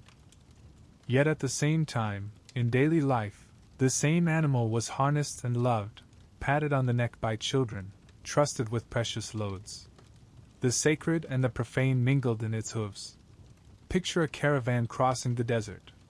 The sun beats mercilessly, the wind whips sand into the air, and men walk beside their donkeys, guiding them patiently. Each animal carries a burden that would cripple a man: jars of water, sacks of barley, crates of pottery. Step by step, the caravan advances, the donkey's stubborn endurance outlasting the heat, the thirst, the endless horizon. Without them, trade between oases, cities, and villages would have faltered. They were the humble engines of Egypt's survival. And yet, humility never erased fear. Donkeys were not honored with the same reverence as cats or bulls. Their mummies are rare, their depictions in temples limited. Their divine associations were overshadowed by Set's shadow. But perhaps that is why they remain so deeply human in meaning, creatures of contradiction, partners in survival, yet reminders of chaos. To hear a donkey bray was to remember that disorder was never far away. Step now into a funerary text, painted upon papyrus. Here, in the underworld, Set appears as a donkey-headed beast, red-skinned, wielding violence. He battles Horus, he disrupts the order of Osiris's realm, he brings storms and confusion. But without him, balance could not exist. Just as night balances day, chaos balances order. The donkey's association with Set was not wholly condemnation. It was acknowledgement that the world itself contained opposites, that survival meant living with both. And so, the donkey moved through Egypt in two worlds, the field and the myth, the burden and the chaos.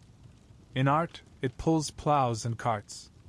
In text, it brays as Set's cry.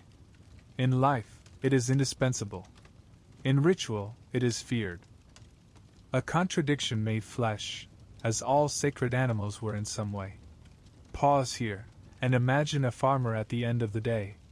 His donkey stands in the yard, sweat drying on its coat, eyes half closed with fatigue. The man pats its neck, murmurs thanks, offers a handful of straw. The bray that answers is loud, grating, almost comical.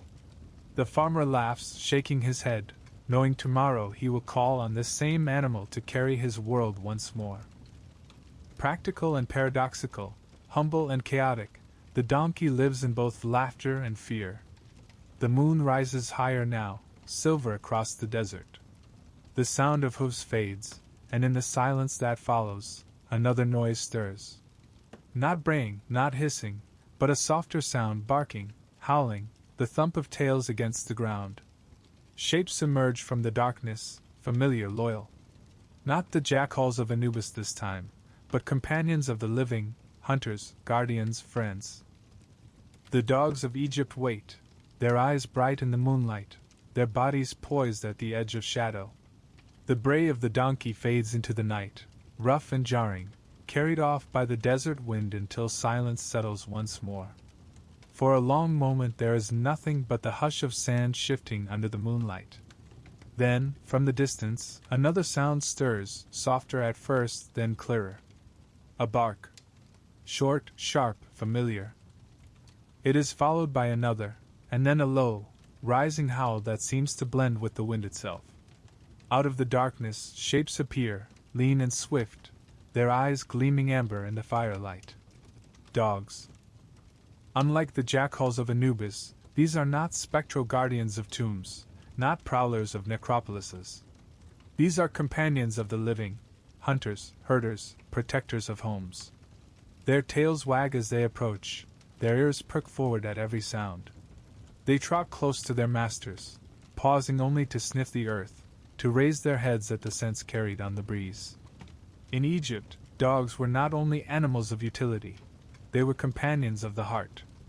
Imagine a hunt in the marshes at dawn. The air is cool, the sky pink with the promise of sunrise. Hunters step into reed boats, their nets coiled, their spears ready. Dogs leap aboard with them, tails wagging, paws wet from the riverbank. When birds burst from the reeds, wings clattering like drums, the dogs bark and give chase, splashing through shallow water, retrieving fallen prey with jaws that are gentle despite their strength. In tomb paintings, you can still see these scenes: men casting nets, birds rising in clouds, and dogs bounding after them, their bodies stretched in motion, their devotion painted in every line. Dogs in Egypt came in many forms. Some were slender and graceful, like the Tezim, resembling greyhounds, prized for their speed in the chase. Others were heavier, mastiff-like, kept as guards for homes and herds. Their names survive, scratched onto collars, painted on tomb walls: Brave One, Reliable, Northwind, Good Herdsman. These were not nameless beasts. They were family, partners, friends. Pause now, and picture an Egyptian household. The courtyard is shaded, jars of water stand cooling in the breeze, and a dog lies stretched across the threshold, head on its paws, ears twitching at every sound. A child runs to it, laughing, wrapping arms around its neck. The dog lifts its head, thumps its tail against the ground, and licks the child's face. In this moment, there is no distance between human and animal. They share space, trust, affection. To Egyptians, this bond was sacred enough to carry into death. Dogs were sometimes buried alongside their masters, wrapped in linen, mourned with the same tears given to family. Some tombstones even bear inscriptions: "The faithful one, whom his master loved." Yet dogs also held a symbolic weight. They were not divine embodiments like cats or ibises, not living statues of gods like the Apis bull. But they embodied qualities the Egyptians cherished: loyalty, courage, companionship. In battle, dogs marched with soldiers, guarding camps, tearing through enemies. In the fields, they kept watch over herds, their sharp senses alert to jackals or thieves. At home, they stood as protectors, sounding alarms at intruders. Their presence was reassurance, their bark a promise that one was not alone. And yet dogs also had their place in the sacred imagination. In some contexts, they were associated with Anubis, their forms blending with jackals in the shadows of tombs. Some scholars believe the boundary between dog and jackal was not always clear to Egyptians, both seen as canines of the desert. In this blurred space, the loyal companion of the hunter and the divine guardian of the dead became mirrors of one another, one serving in life, the other in death. Consider too their role in hunting. To the Egyptians, hunting was not only practical but symbolic, a reenactment of cosmic order. Each bird snared, each antelope brought down, was a triumph of civilization over chaos, of mob over disorder. And the dogs, racing ahead of their masters, embodied that triumph. Their speed, their precision, their obedience turned chaos into feast, wilderness into sustenance. The hunt was a sacred drama, and the dogs were its actors, loyal and tireless. Archaeologists have found collars of leather and bronze, inscribed with prayers for protection, for a safe return. In some graves, dogs lie carefully wrapped, their bodies preserved with care. The grief of their owners is etched into the offerings left behind: bowls of food, amulets of bone, small figurines of their likeness. These were not casual burials. They were farewells to beloved companions, believed to walk alongside their masters even in the afterlife. Pause here, and imagine yourself standing on the edge of a village at night. The moon shines pale, shadows stretch long. From the fields comes the rustle of something moving, a jackal, perhaps, or a thief. The dogs stir, ears rising, bodies tense. Then comes the bark, sharp and urgent, and the intruder flees. The village sleeps safely again, guarded not by walls of stone but by living, breathing protectors. In art, dogs appear less often than cats or falcons, yet when they do, their presence is tender. Scenes of hunting, of play, of companionship. A nobleman in his tomb might be painted seated with his dog at his feet, a reminder that even in eternity he wished to be accompanied by his faithful friend. Dogs appear on amulets, carved in faience, small charms of loyalty and protection. To where one was to carry companionship, to believe that the loyalty of a dog extended beyond death. And so, in Egypt, dogs occupied a space between the sacred and the ordinary. They were not gods, yet they carried qualities divine in their own way. They were not feared as chaos, nor worshipped as cosmic powers, but cherished as loyal companions, embodiments of fidelity and courage. The night deepens now, and the dogs settle, their bodies curling in the sand, their breathing slow and steady. The hunters sleep beside them, families rest within their homes, the desert lies quiet under the stars. Yet still, in every bark, every wag of a tail, every paw print pressed into the earth, the Egyptians saw something eternal, the loyalty of one who walks beside, in life and in death. And as the dogs close their eyes, the journey nears its end. The dogs settle into silence, their bodies warm against the cool sand, their breathing steady, tails curled to their sides. Around them, the night stretches vast and endless, stars burning above like beads on a dark net.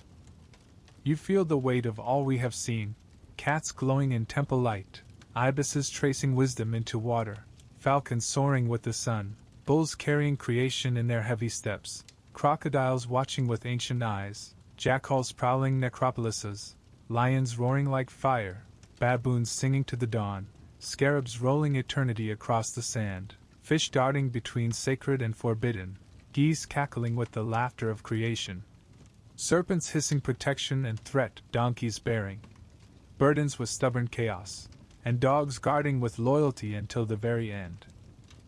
And now, as dawn edges once more along the horizon, painting the desert in pale gold, we come to understand what the Egyptians themselves understood. Animals were not separate from the divine. They were its mirrors, its messengers, its living presence woven into the fabric of daily life. Imagine walking along the Nile at sunrise. The water glitters like molten copper, birds rise in flocks from the reeds, their cries sharp against the morning air. A cat pads silently through a courtyard, a dog barks at the edge of the fields, a crocodile slides beneath the surface of the river, unseen but felt. To an Egyptian, each of these was a sign. Each gesture, each sound, each presence was a reminder that the divine was not distant. It was here, in feather, in scale, in fur. The Egyptians did not draw a hard line between human and animal, sacred and mundane. Their gods wore animal faces because animals embodied qualities that humans could not. The piercing sight of the falcon, the patient strength of the bull, the ferocity of the lioness, the renewal of the scarab. In every creature they saw an echo of the eternal, a spark of divinity made visible. Pause now, and think of the temple walls. Covered in carvings, they are crowded with animals, cobras rising in flame, jackals standing guard, baboons raising their arms to the sun. These were not decorations. They were theology made visible. To step into a temple was to step into a living menagerie of gods, each form charged with meaning, each creature a reminder of the divine presence in the world around you. And it was not only in temples.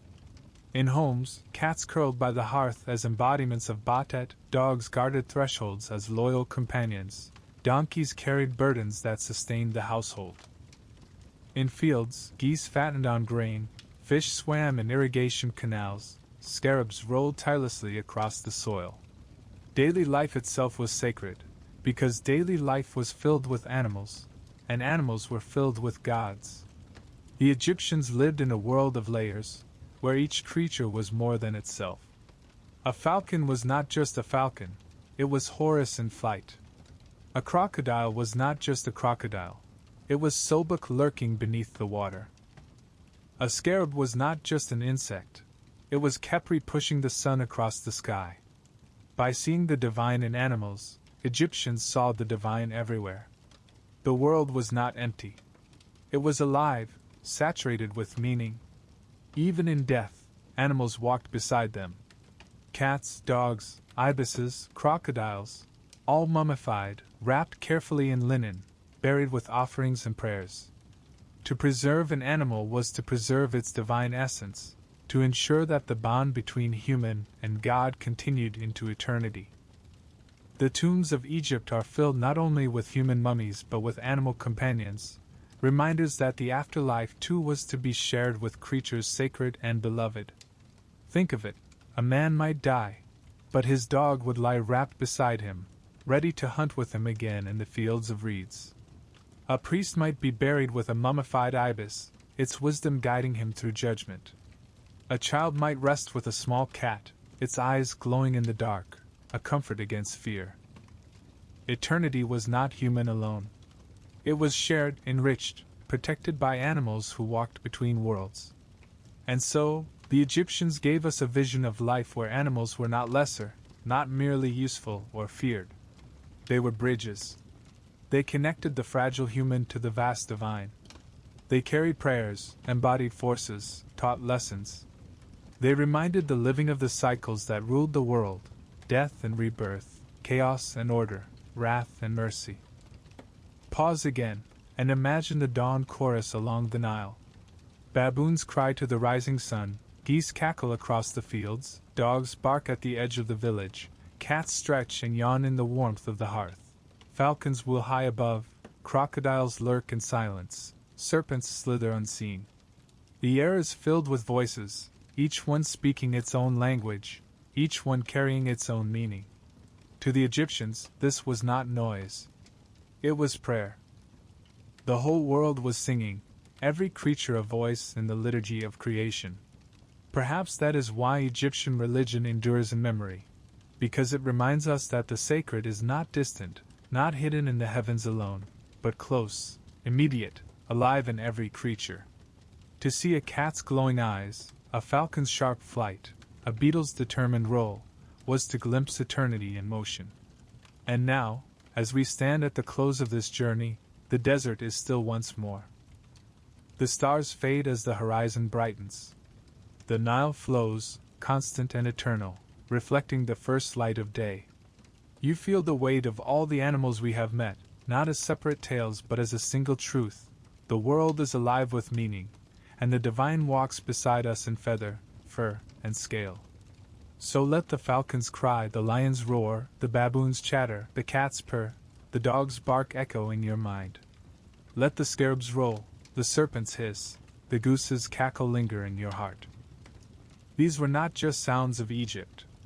They were the voices of gods, the whispers of eternity, the messengers of the divine.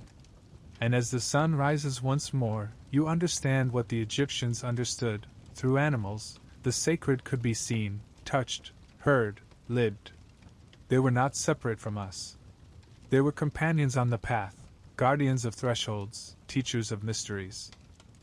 And so, as the night yields to morning, may these echoes of the past guide you gently onward, into dreams, into memory, into eternity.